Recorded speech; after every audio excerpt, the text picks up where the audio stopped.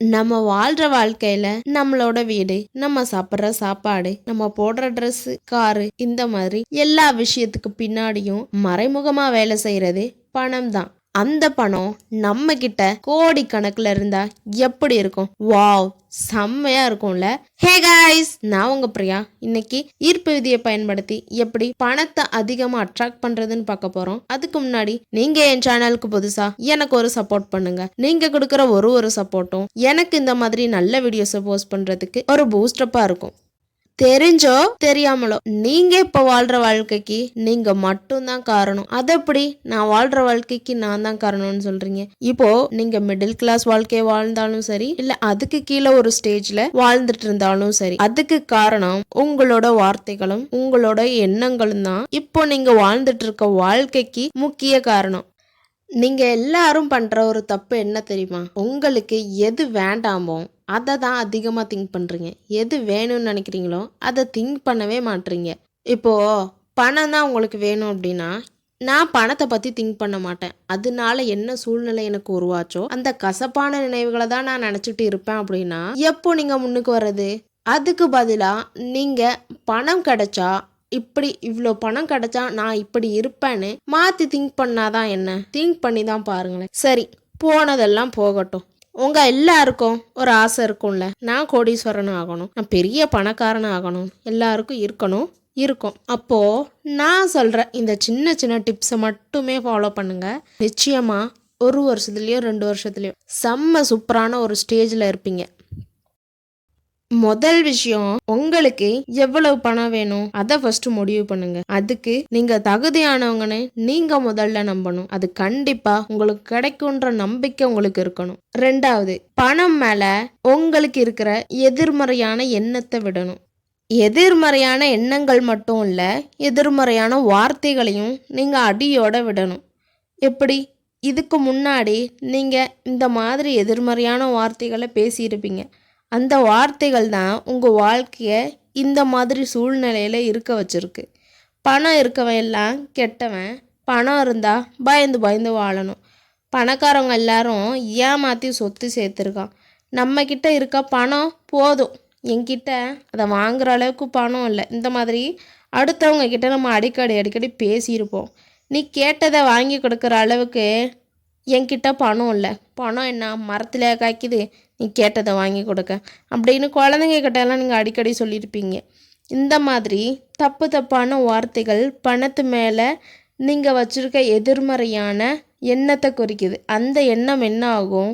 பிரபஞ்சத்திற்கு நெகட்டிவான தாட்ஸாக போய் சேரும். அந்த தாட்ஸ்க்கு ஏற்ற மாதிரி, ஓகே உனக்கு பணம் வேண்டாம், அது உனக்கு பிடிக்கல அப்படி தானே, சரி நீ கேட்டதை நான் அப்படியே பண்ணிடுறேன் அப்படின்ட்டு நீ கேட்டதை உன் வாழ்க்கையில் பணம் இல்லாமலே ஆக்கி நீ இப்போ வாழ்கிற வாழ்க்கையை அப்படியே மாற்றி போட்டுரும். சரி, தெரிஞ்சோ தெரியாமலோ நான் முன்னாடி இந்த மாதிரி வார்த்தையெல்லாம் பேசிட்டேன். நான் வாழ்கிற வாழ்க்கைக்கு நான் தான் காரணம்னு தெரிஞ்சு போச்சு. இப்போ அதை நான் மாற்றிக்கணும். என்ன பண்ணலாம் அப்படின்னா, முதல்ல நீங்கள் இப்படி பேசுகிறத விடணும். அதுக்கு பதில் உங்கள் குழந்தையோ யாரோ ஒருத்தவங்க எனக்கு இது வாங்கி கொடு அப்படின்னு கேட்குறாங்க அப்படின்னா, நீங்கள் என்கிட்ட காசு இல்லை அப்படின்னு சொல்லாதீங்க. அதுக்கு பதிலாக சரிம்மா நான் வாங்கி தரேன், நாளைக்கு வாங்கி தரேன், நாளான்னைக்கு வாங்கி தரேன் அப்படின்னு சொல்லி பழகுங்க. உங்ககிட்ட யாரோ பேசிகிட்டு இருக்கும் போது நீ என்னப்பா பெரிய கோடீஸ்வரன் அப்படின்னு சொல்கிறாங்கன்னு வச்சுப்போம். அதுக்கு அட போப்பா நீ வேற, என்கிட்ட 1 ரூபா கூட இல்லை அப்படின்னு நீங்கள் சொல்லக்கூடாது.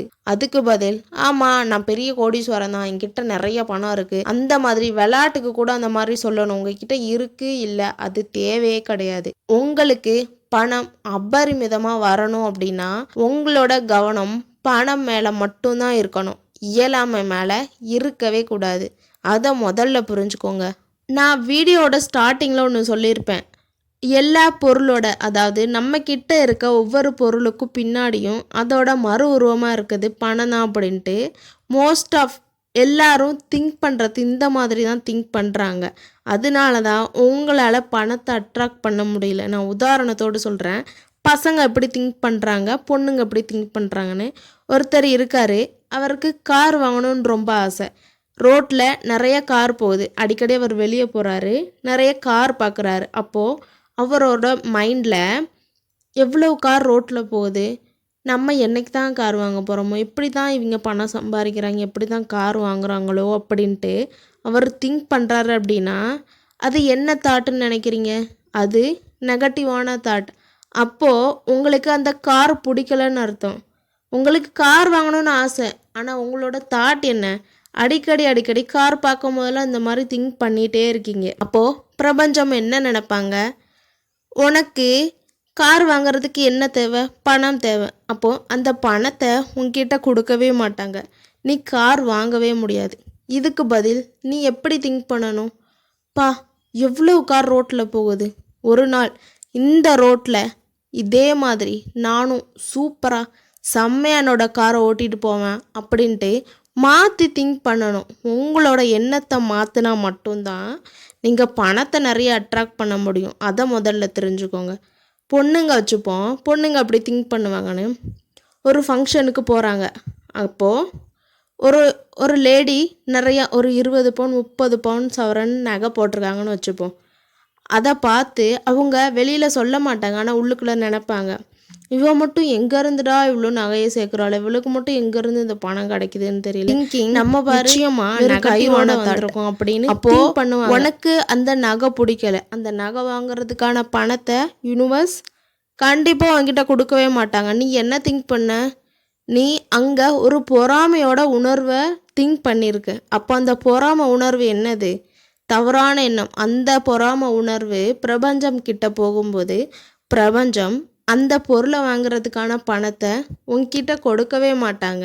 நீங்கள் அதுக்கு பதில் எப்படி திங்க் பண்ணணும்? பா, எவ்வளவு நகை போட்டிருக்கா, அவள் கழுத்தில் போட்டிருக்கா அத்தனை நகையும் அப்படியே என் கழுத்தில் இருந்தால் எப்படி இருக்கும், சூப்பராக இருக்கும்ல, அப்படி நீங்கள் மாற்றி யோசிச்சு பார்க்கணும். மாற்றி மட்டும் யோசிச்சு பாருங்களே, அப்புறம் சொல்லுவீங்க செம்ம மேஜிக்கே நடக்கும். சரி, உங்ககிட்ட பணம் இல்லைன்னு வச்சுக்கலாம். முதல் தடவையா என்கிட்ட இவ்வளவு பணம் இருக்கு அப்படின்னு நினைக்கிறீங்க.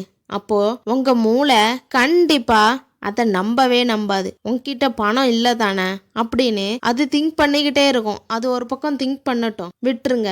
உங்களுக்கும் உங்களோட மனசுக்கும் ஒரு பெரிய போராட்டமே நடக்கும். ஆனா நீங்க பணம் இருக்குன்னு நம்ப வச்சிட்டீங்க அப்படின்னா அதுக்கப்புறம் உங்க வாழ்க்கையை தலைகீழாக மாறிடும். வாழ்க்கைங்கிறது எல்லாத்துலேயும் அபரிமிதமாக இருக்கணும். பணம், பேர், புகழ், சந்தோஷம், நிம்மதி, அப்படி அதுக்காக நம்மளும் முயற்சி செய்யணும். அப்படி தானே? நீங்கள் என்ன பண்ணுங்க, நான் முதல்ல உங்களுக்கு எவ்வளவு பணம் வேணும்னு முடிவு பண்ணுங்க அப்படின்னு சொன்னேன். அதுக்காக ரொம்ப ஷார்ட் மைண்டடாக யோசிக்காதீங்க. நம்ம ஜஸ்ட் திங்க் பண்ண போகிறோம், இவ்வளோ பணம் என்கிட்ட இருக்குன்னு. அதை பெருசாக இவ்வளோ கோடி வச்சுருக்கேன் அப்படின்னு நீங்கள் திங்க் பண்ணி பாருங்கள். உங்ககிட்ட இவ்வளோ பணம் இருக்குன்னு நீங்கள் முடிவு பண்ணிட்டீங்கன்னு வச்சுப்போம். இப்போது உங்ககிட்ட பேங்க் பேலன்ஸ் 0ல் கூட இருக்குது. அந்த பேங்க் பேலன்ஸில் கோடிக்கணக்கான பணம் இருக்கிறதா கூட நீங்கள் திங்க் பண்ணிக்கங்க. பண்ணிவிட்டு நீங்கள் என்ன பண்ணுறீங்க? தூங்குறதுக்கு முன்னாடி கண்ணை நல்லா மூடிக்கோங்க. உங்கள் பெட்டில் படுத்துப்பீங்களா? படுத்துட்டு கண்ணை மூடிட்டு உங்ககிட்ட இப்போது நீங்கள் நினச்ச அமௌண்ட் இருக்குது, இல்லை உங்கள் அக்கௌண்ட்லேயோ இல்லை உங்கள் கையிலையோ, அது அவ்வளவும் உங்களோட பணம். அந்த பணம் அவ்வளவும் உங்ககிட்ட இருந்தால் உங்களோட வாழ்க்கை எப்படி இருக்கும்? அந்த வாழ்க்கையை நீங்கள் எவ்வளவு சந்தோஷமாக வாழுவீங்க? அந்த பணத்தை வச்சு நீங்கள் என்னென்னலாம் வாங்குவீங்க? இதை நீங்கள் தூங்குறதுக்கு முன்னாடி உங்கள் மனக்காட்சியில் நினச்சி பார்க்கணும். ஒரு படமாக உங்களுக்கு காட்சிப்படுத்த தெரியலை அப்படின்னா என்னோட சேனலில் காட்சிப்படுத்துதல்னு ஒரு வீடியோ இருக்குது, அதை பார்த்து தெரிஞ்சுக்கோங்க. இந்த மாதிரி நீங்கள் டெய்லி அதை உங்ககிட்ட இவ்வளவு பணம் இருக்குன்னு காட்சிப்படுத்தி பார்க்க உங்களுக்கு அந்த பணம் வந்து சேர்றதுக்கான வழியை பிரபஞ்சம் காட்டும். உங்ககிட்ட இவ்வளோ பணம் இருக்குது, நான் இப்படி ஒரு வாழ்க்கையை வாழ்கிறேன்னு நீங்கள் காட்சிப்படுத்தி பார்க்கும்போது உங்ககிட்ட இருந்து ஒரு சந்தோஷமான உணர்வு வெளிப்படும். அந்த உணர்வு பிரபஞ்சத்துக்கிட்ட போகும்போது, ஓகே உனக்கு இதெல்லாம் பிடிச்சிருக்கு, ஓகே நீ கேட்ட மாதிரியே உனக்கு எல்லாத்தையும் கொடுக்குறேன் அப்படின்ட்டு அந்த உணர்வுக்கு ஏற்ற மாதிரியான விஷயம் எல்லாத்தையும் பிரபஞ்சம் உங்களுக்கு வாரி வாரி கொடுப்பாங்க. இதை பண்ணிவிட்டு ரிலாக்ஸ்டாக நீங்கள் தூங்குங்க. அடுத்த நாள் காலையில் உங்களோட அன்றாட வாழ்க்கையை சந்தோஷமாக வாழுங்க. இப்படி நீங்கள் பண்ணிட்டு வர உங்களுக்கு தேவையானதை பிரபஞ்சம் சீக்கிரமாக கொண்டு வந்து கொடுப்பாங்க. ஆனால் உங்களுக்கு தேவையானது கிடைக்கிற வரை நீங்கள் அதை பண்ணணும். அப்புறம் நம்ம ஆட்கள் கொஞ்சம் பேர் இந்த மாதிரி இருப்பாங்க. இது எல்லாமே இந்த பணம் இல்லைன்ற இயலாமையை தான் குறிக்குது. நம்ம வெளியில் ஒரு ஷாப்பிங் போகிறீங்க அப்படின்னு வச்சுக்கலாம். ஷாப்பிங் போகிறீங்க, ஒரு பொருளை ஒரு இடத்துல வாங்குறீங்க. அது ஒரு 10 ரூபா 20 ரூபாயோ ஒரு ரோட் சைடு யாரோ ஒருத்தவங்க விற்கிறாங்கன்னு வச்சுப்போம். அங்கே போயிட்டு பேரம் பேசுகிறது 10 ரூபா 20 ரூபா தான். அதை கொடுத்து காசை கொடுத்து வாங்கிட்டு வந்துடலாம். அங்கே போய் நம்ம பேரம் பேசுறது, நான் தான் அங்கே புத்திசாலி மாதிரி நம்ம ஆள் அங்கே ஆக்ட் பண்ணுறது. நான் உங்களை தப்பு சொல்லலை. இந்த மாதிரி விஷயங்கள் என்ன ஆகும் அப்படின்னா, உங்ககிட்ட பணம் இல்லை, உங்ககிட்ட இருக்க இயலாமைய உங்ககிட்ட ஞாபகப்படுத்திகிட்டே இருக்கும். நீ இப்படி தான் அப்படின்ட்டு.